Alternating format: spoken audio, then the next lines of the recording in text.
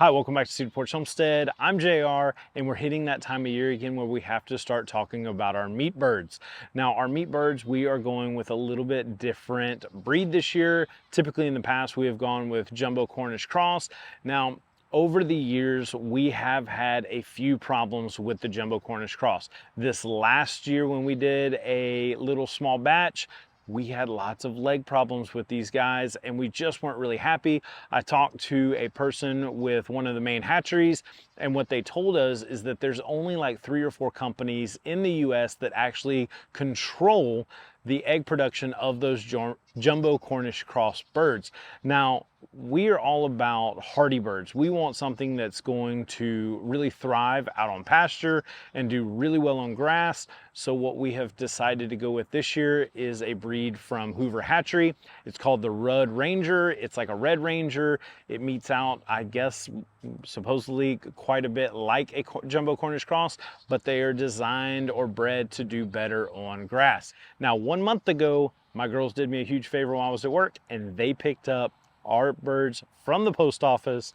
Well, let me show you. All right, Bailey, where we going? Going to the post office and the Tractor Supply. To get what? To get baby chicks. Yay!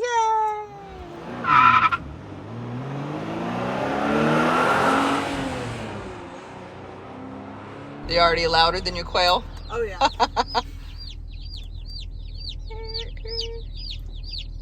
Oh my gosh, they're so loud. Mm-hmm. So now that we picked up the chicks, we're on our way to Tractor Supply, because even though we ordered these chicks, somehow we're never ready for them. Technically, we just moved the quail out of the brooder yesterday, and so Ashlyn is at home putting more shavings and getting their water ready, and we're gonna go get feed. It's not the feed that we're gonna feed them always, but we'll go get an organic starter grower, and then Jared will stop tomorrow on the way home from the station. He'll stop and get our Texas Natural. We like that because it's no soy, no GMO, and that's what we use to feed our meat birds. So I'm sure Ashlyn will be showing you what she's doing at home. Okay, so Dad is at work today, and the meat bird chicks decided to arrive. So Mom and Bailey are going to get them right now, and I am getting the brooder ready.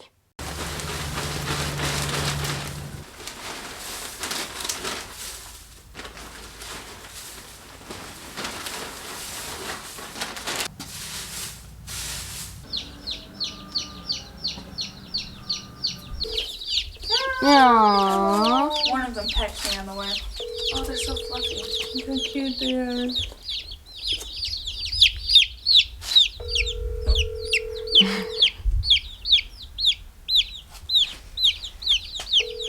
Sure is loud where you're at. Yeah, well, I think I have it figured out. It just looks really, really low. Let me see. Oh yeah, you got it all figured out. Like, open it up, Ashlyn. That's how you did it? That's how I have it. Okay. All right. Oh, there they are. Look at the little babies. I just want to like scoop them all up. Crafty, look huge. Yeah, they've already pecked the Bailey. Yeah. I love my quail way more. Somebody finally called us back, told me that I did the heat lamp the right way. So we're gonna get these chickens in their home. Cool deal.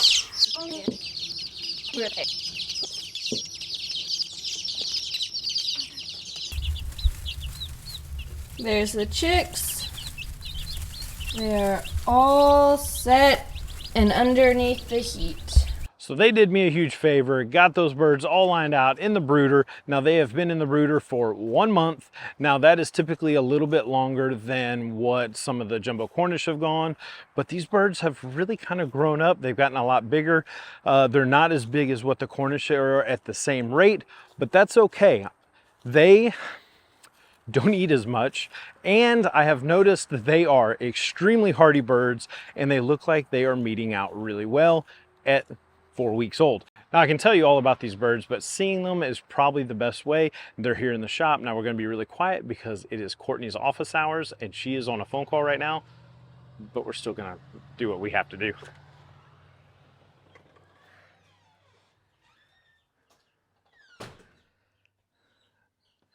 All right, we're gonna be extremely quiet, but look at how big these dudes have gotten. And look how hardy they are. They're nice, they're big, they're plump. But it's time for them to go out on pasture.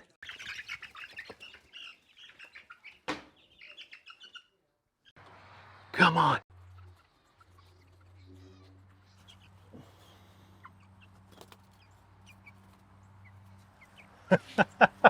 Go in your new home. There you go. Okay, so one at a time. That's gonna take a little bit too long. Let's speed this process up.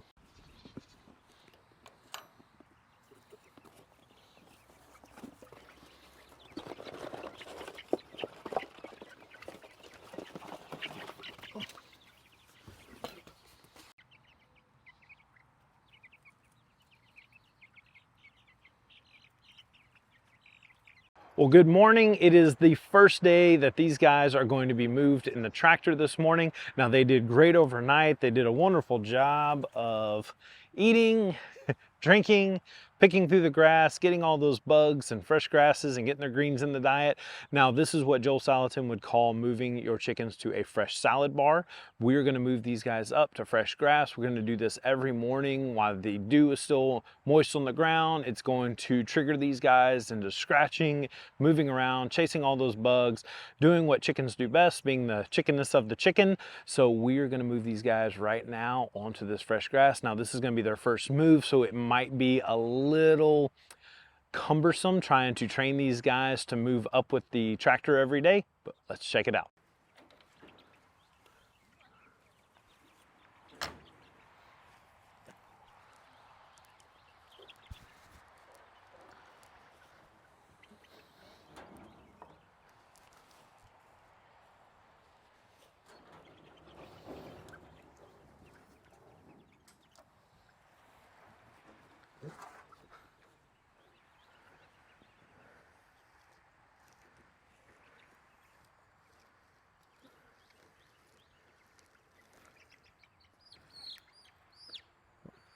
I caught one.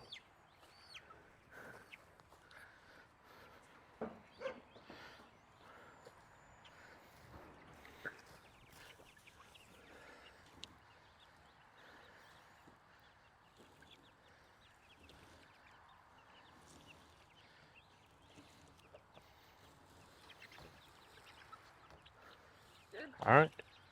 Just the one, and they learn really quick. Yeah. Yeah, we just caught the one. They learned really fast. Now they're on a fresh salad bar. Okay, now these are still really young chickens, but what their purpose is they're gonna scratch through. They're gonna leave their droppings behind, which is going to increase the fertilization of our yard where they're gonna be eating. So when our next chickens come through here, maybe later this year or even next year, it's gonna be a more nutritious salad bar that they're gonna be eating on. This is our fertilization that we're gonna be doing in our yard. And I'll show you what these guys are already doing.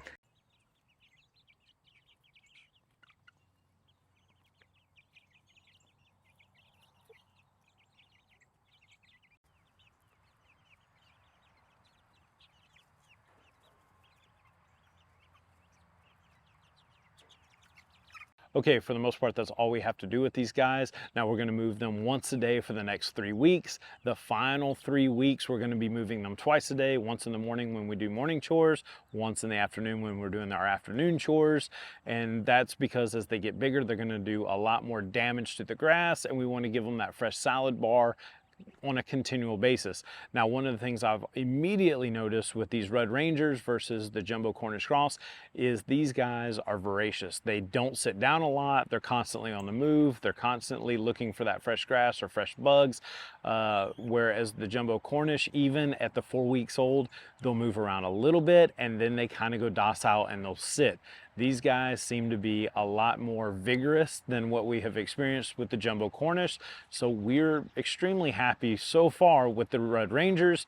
Now, we will continue to keep you updated as far as how these guys are going to process out. So make sure you're subscribed to our channel so you're up to date with those informations. Give us a thumbs up and hit that notification bell so you're notified when we come out with new videos, and we'll see you on our next one. Thank you so much.